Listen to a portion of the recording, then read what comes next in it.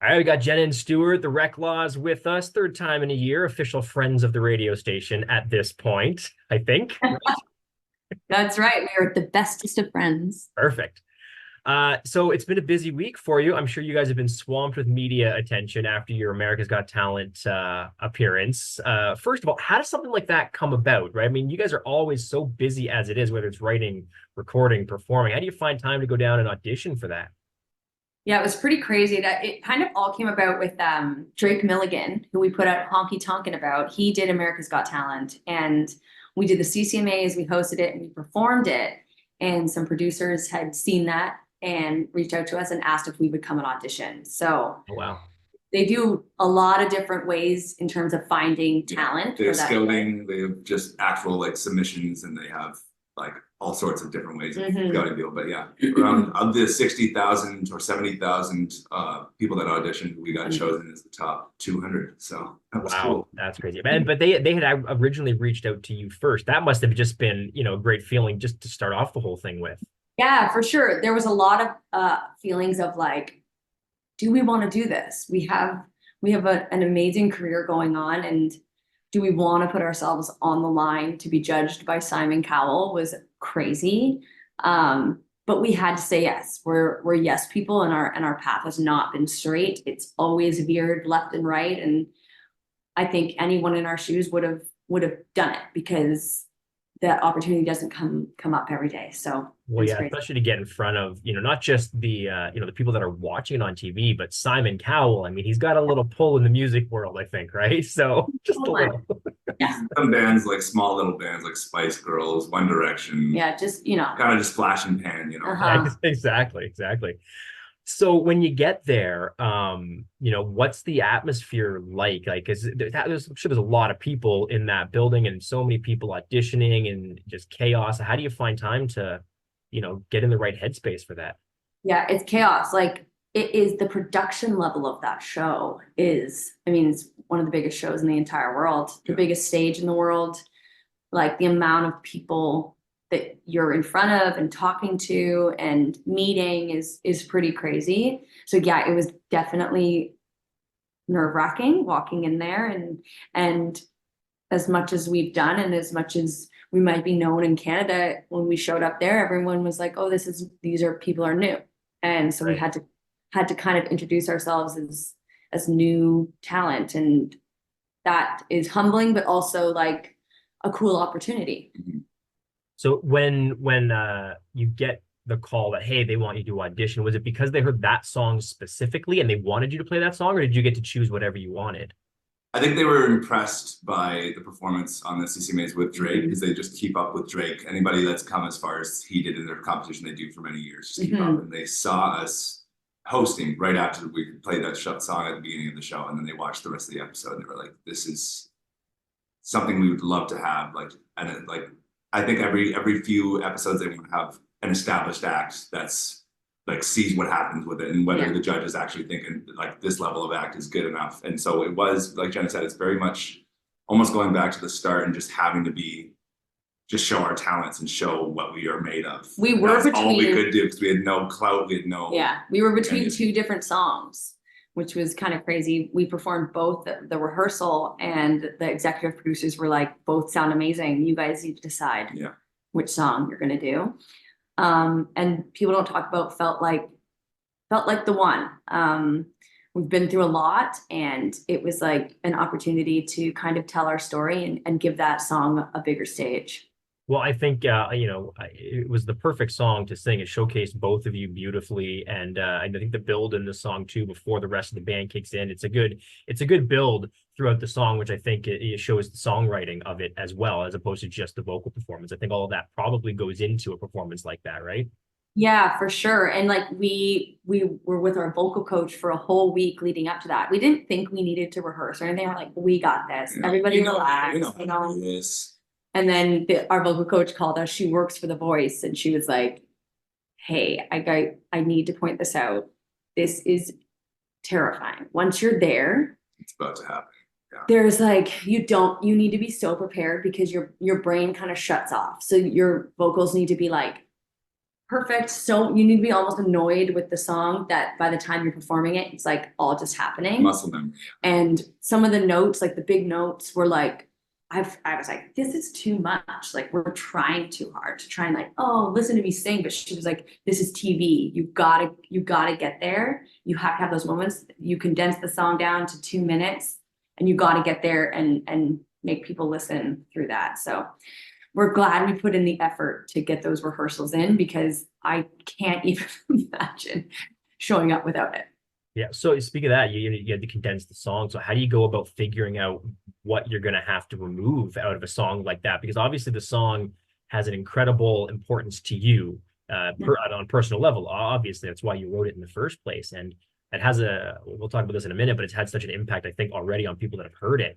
And that's not even the whole version, right? They've only heard the edited version. So how did you figure out what you were going to cut out of that in the first place? Yeah, we definitely knew that we had to both sing on the verse, and because like in the original, Jenna has the second verse, and so we split that up right away to make it like established, like we're a duo. We both sing. It's not just like one of us backing the other up. And from there, we got the one chorus done, and then our vocal coach was like, we can go back to the verse, but why don't we just really like make Jenna almost die? And so we went that direction. She hit some insane notes, and luckily I didn't screw up the piano. I found out that day that I was playing piano live. I was like, cool, here we go. No pressure. Yeah, even in the rehearsals, like I wasn't even hitting those notes. Like I was like, I'm not gonna be able to do it. Like I would get nervous and I couldn't quite hit it with like the power. But then when it came to the time, I was like, I have to get into a zone, and we did it. The adrenaline definitely kicked in. That's what I was going to say. Once you're up there and you're kind of, I know it's different because it's an audition, but you've been on so many stages in front of large crowds. I'm sure that probably helped a little bit, but that adrenaline probably, the muscle memory and all that just takes over, like you said. How much did you talk to Drake leading up to it about his time there? Did he give you tips? Did he give you any tricks, or was he just like, no, you guys are on your own, have fun? No, he sent a message the day of knowing it was our rehearsal or the actual audition day, and he was like, just remember those 4 people sitting in front of you are just people.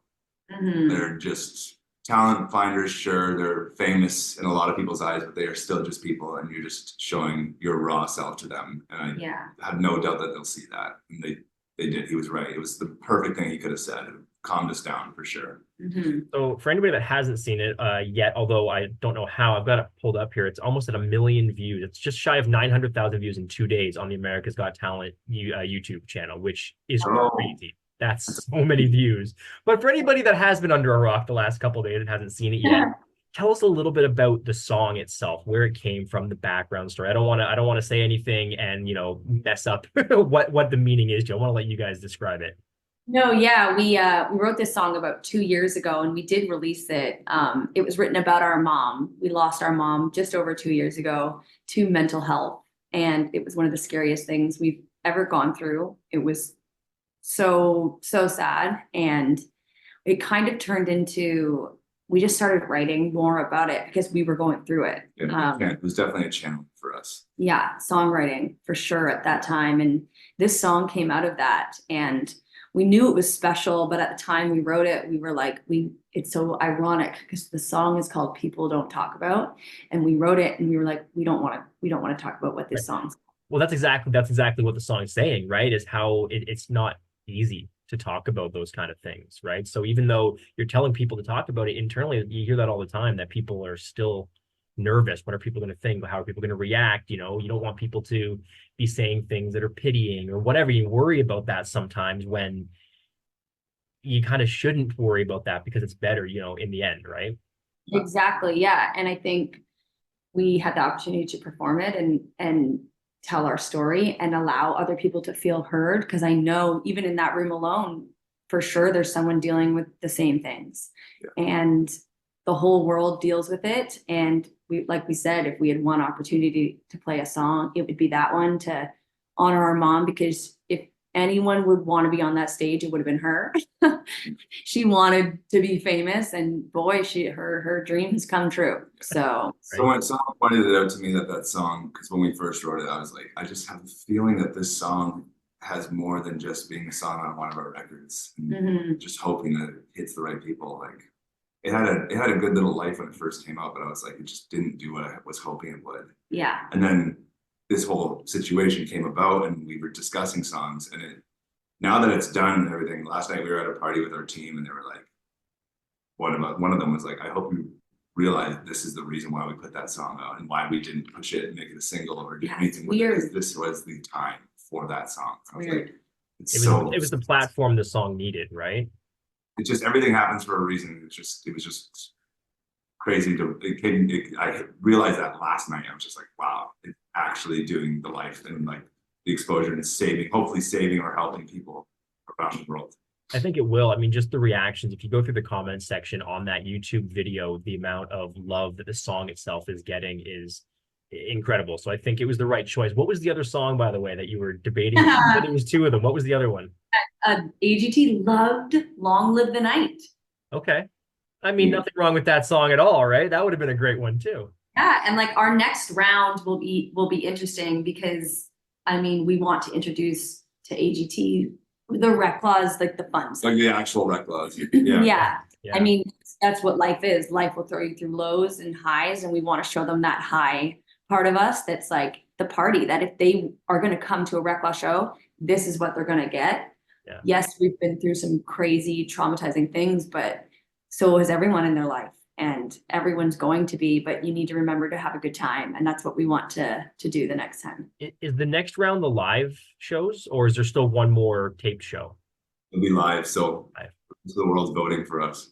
Canada. I mean, Canada, show up, guys. That's that. Okay, anybody can vote, right? It's not like it's worldwide voting, right?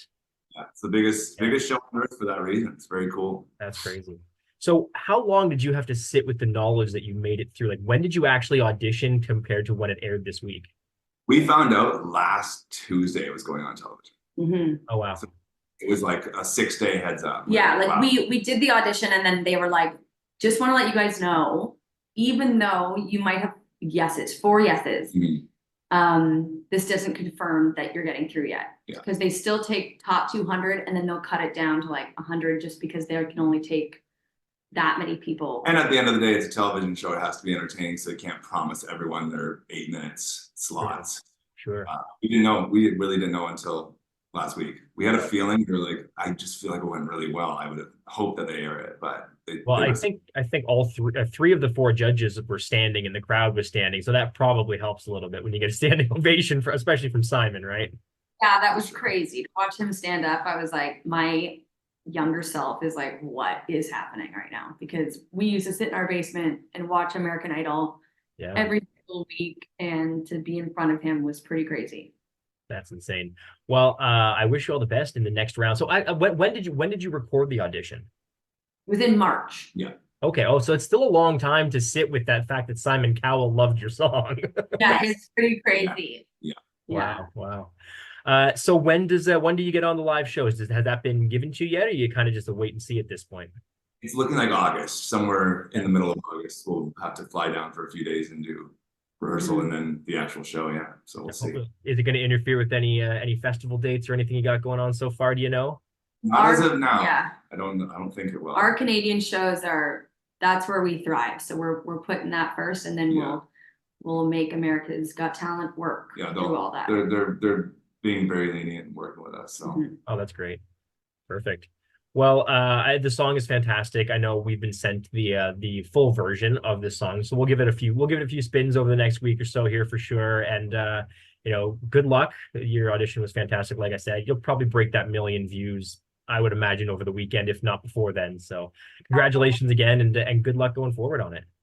Thank you. Thank you, brother. Thank you for today. Thanks awesome. for everything you guys do. And I just want to say thanks to like you and Country Radio and our fans. Like, I think that's important to say, because we've seen on our socials being a lot of people are like, why are you doing this? Like, you already have like sorry, you already have like a career, so why are you doing it? And I think we want to make sure everyone knows that I think if they were in our shoes, they would do the same thing. But we're also so thankful for the opportunity that Canadian Country Radio and our Canadian fans have given us, because we would not be able to do it without them. Well, it doesn't just give you a platform. It gives, it shows the Canadian country scene, right? It's showing that, hey, we got some really good Canadian country music up here too. Let us break down into the States. Come on, let us in. Yeah, Yeah. exactly. Yeah. Exactly. We're just sort of kicking the doors open. That's all. Yeah. There you go. Perfect. Well, good luck. I look forward to the live I guess there's still technically auditions because you're auditioning for the public at that point. But I look forward to them. Good luck, and I won't keep you any longer. Oh, Thank you, thank you. Shane. You're awesome. Appreciate you, brother. Nice to see you. Yeah, you too. Awesome. Take care.